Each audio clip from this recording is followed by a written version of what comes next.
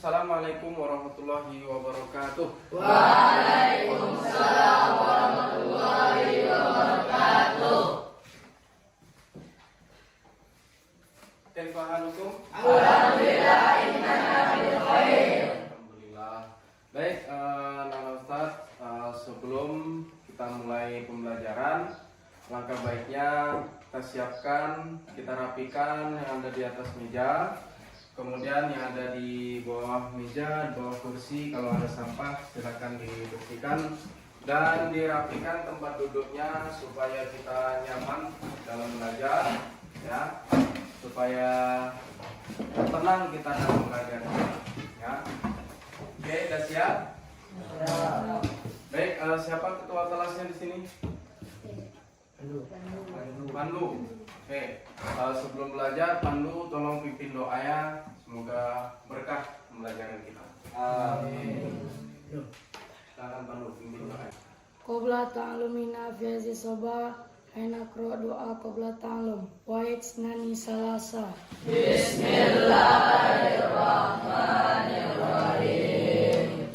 Rabbi shrah li sadri wa yassir li amri wahlul 'uqdatam min lisani yafqahul qawli. Rabbana zidna ilman warzuqna fahman. Amin. Alhamdulillah, semoga dengan diawali doa ini belajar kita dipermudah. Amin. Pembelajaran hari ini diberkahi oleh Allah Subhanahu wa taala. Amin. Baik, Nana Pak, pada hari ini kita bertemu kembali dalam mata pelajaran sejarah kebudayaan Islam. Ya. Jadi ada yang tahu pelajaran sebelumnya itu apa? Saya ada kondisi masyarakat Arab sebelum Islam. Oke, bagus Ananda. Siapa namanya? Wangga. Baik, tepuk tangan untuk Wangga. Jadi setiap pembelajaran harus dipelajari lagi, ya. Jadi jangan sampai lupa dengan pembelajaran sebelumnya. Nah, berkaitan dengan pembelajaran kita sebelumnya yaitu kondisi masyarakat Arab sebelum Islam. Nah, ada yang tahu pada zaman itu zaman apa dinamakan? Zaman Jahiliyah. Apa itu zaman Jahiliyah? Kebodohan, ya. Maka sebelum datangnya Islam itu dinamakan zaman Jahiliyah atau zaman kebodohan, yang mana pada zaman dahulu itu sesuka mereka saja memperlakukan manusia, yang anak laki-laki dibunuh hidup-hidup, yang anak perempuan dikubur hidup-hidup. Nah, itulah yang dinamakan zaman Jahiliyah. Nah, itu pada pertemuan sebelumnya. Dan untuk pelajaran sekarang kita masuk pada pelajaran materi yaitu strategi dakwah Rasulullah. Ya, strategi dakwah Rasulullah. Jadi yang kita ketahui strategi dakwah Rasulullah ketika sebelumnya Rasulullah itu sudah mendapat wahyu untuk menyiarkan agama Islam, kemudian disitulah Rasulullah menyusun strateginya untuk mensiarkan agama Islam. Ya, baik, pelajaran kita hari ini yaitu strategi dakwah Rasulullah. Ya, di sini ada dua strategi atau ada dua cara Rasulullah dalam penyebaran agama Islam. Ya, yang pertama yaitu penyebaran secara sembunyi.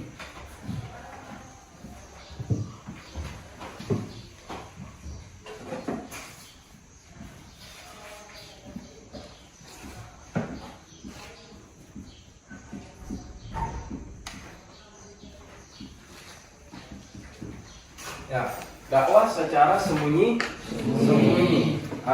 Ini yang mana ketika itu Rasulullah menyampaikan dakwah atau menyampaikan risalah yaitu agama Islam secara sembunyi-sembunyi. Kenapa secara sembunyi-sembunyi? Karena beliau takut atas ancaman kaum Quraisy. Mana di situ banyak rintangan-rintangan yang beliau dapatkan nantinya. Beliau memulai dakwah secara sembunyi-sembunyi ini. Yang pertama beliau dakwahkan atau yang beliau ajak untuk memeluk agama Islam yaitu kepada kerabat-kerabatnya atau ahlul bait. Apa itu ahlul bait?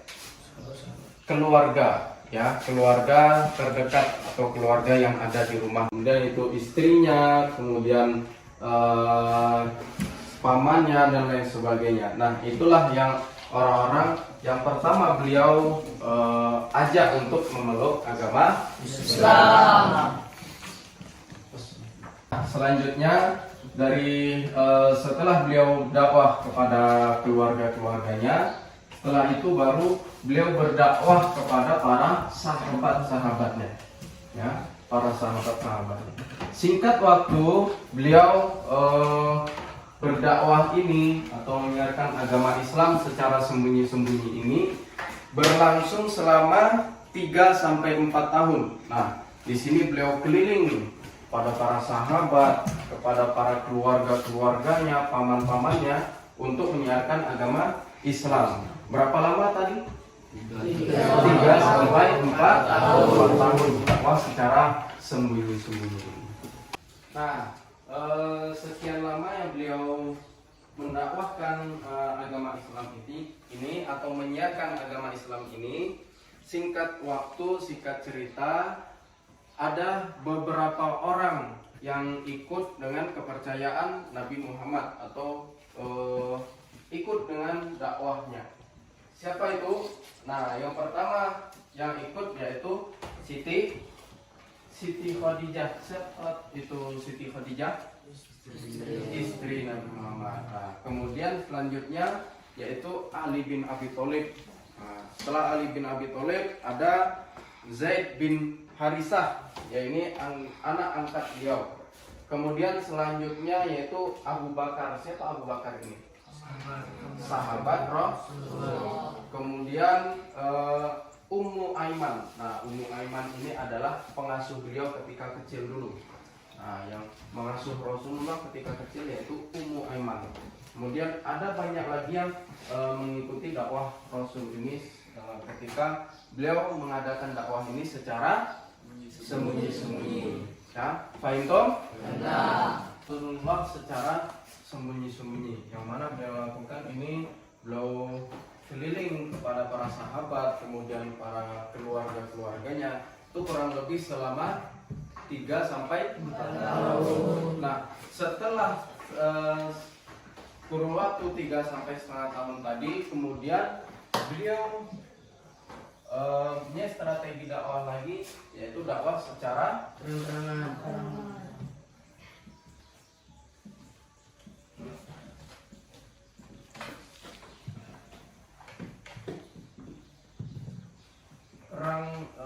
terangan, ya, dakwah secara terang-terangan. Nah, apa alasan Rasulullah ini memulai dakwah secara terang-terangan? Ada yang tahu?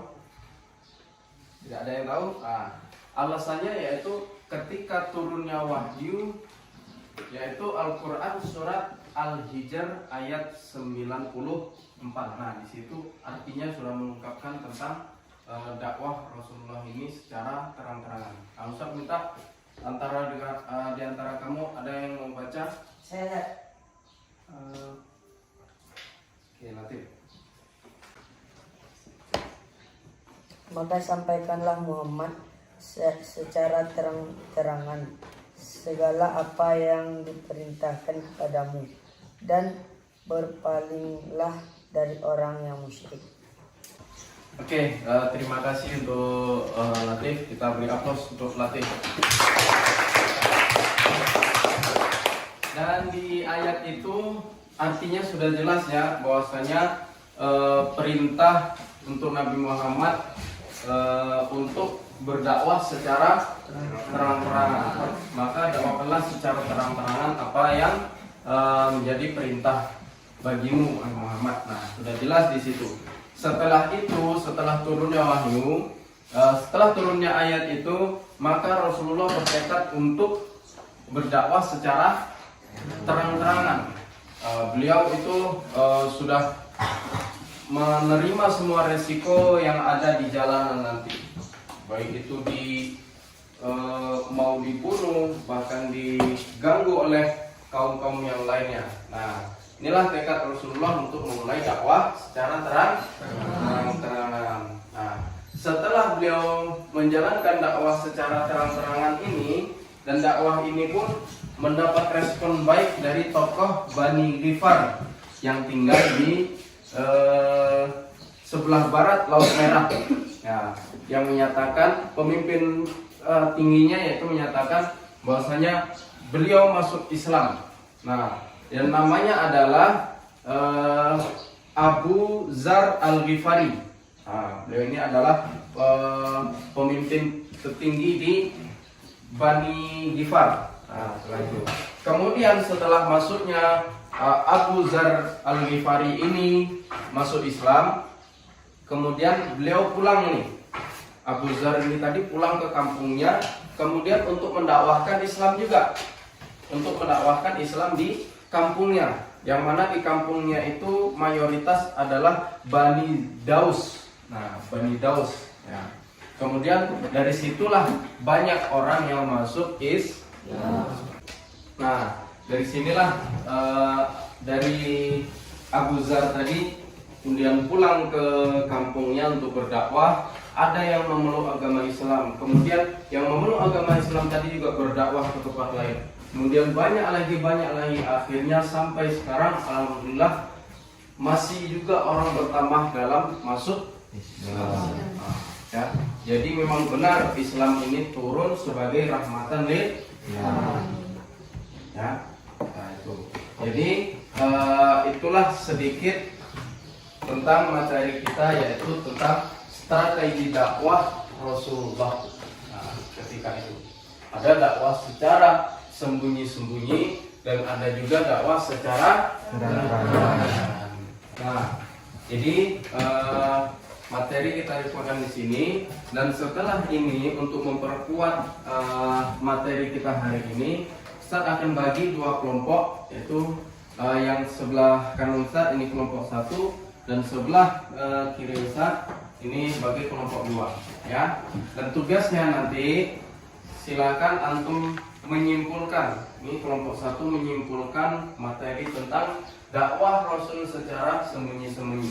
Dan untuk yang kelompok 2 menyimpulkan tentang dakwah Rasul secara terang-terangan. Jadi didiskusikan setiap kelompok. Nanti ada perwakilan satu orang setiap kelompok maju ke depan untuk menyimpulkan materi kita ini. Siap?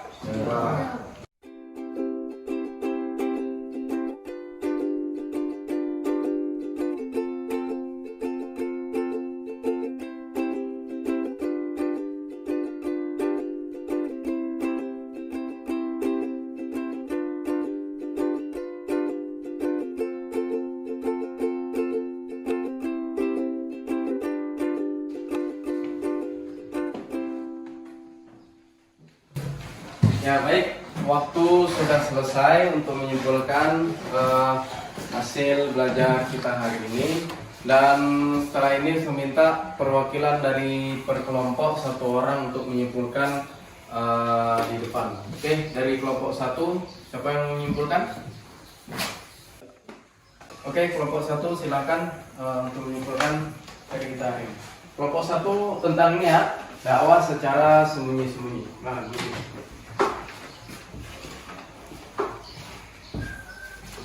Ya, kita sama-sama dengarkan ya. Bismillahirrahmanirrahim. Assalamualaikum warahmatullahi wabarakatuh. Waalaikumsalam warahmatullahi wabarakatuh. 1. Dakwah sembunyi-sembunyi. Rasulullah SAW memulai dakwahnya secara sembunyi-sembunyi, menyeru manusia untuk beriman kepada Allah Subhanahu wa taala, menganut agama tauhid dan mengenalkan bahwa Tuhan itu satu, yaitu Allah Subhanahu wa taala. Dengan hidup masyarakat jahiliyah yang berkembang saat itu.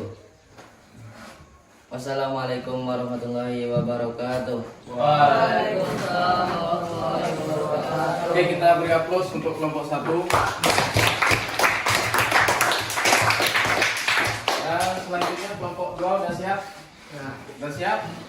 Oke. Dari kelompok 2 yaitu menyimpulkan tentang dakwah Rasul secara terang-terangan. Siapa yang menyimpulkan? Oke, perwakilan dari kelompok 2 silakan maju ke depan.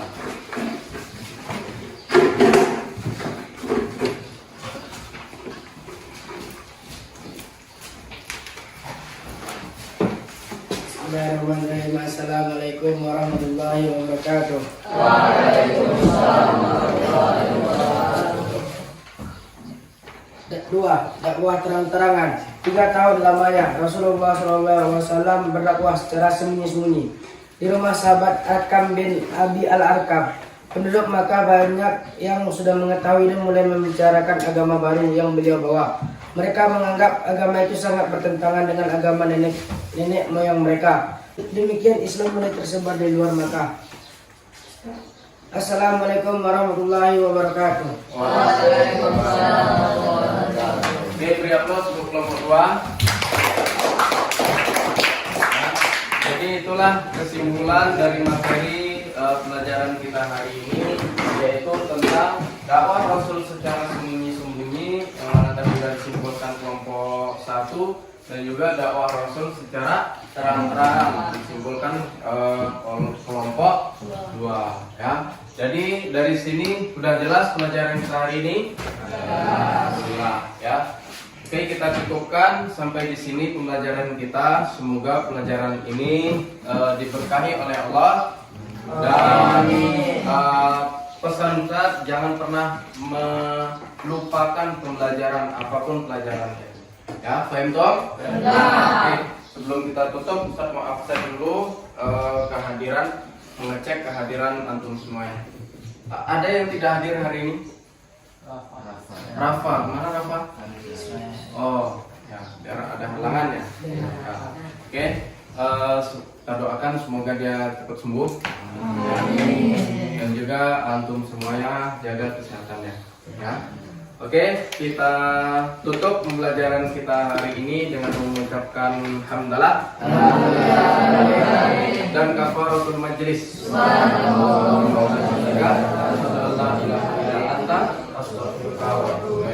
Ustaz minta maaf kalau ada kesalahan. Saya akhiri. Assalamualaikum warahmatullahi wabarakatuh. Waalaikumsalam warahmatullahi wabarakatuh.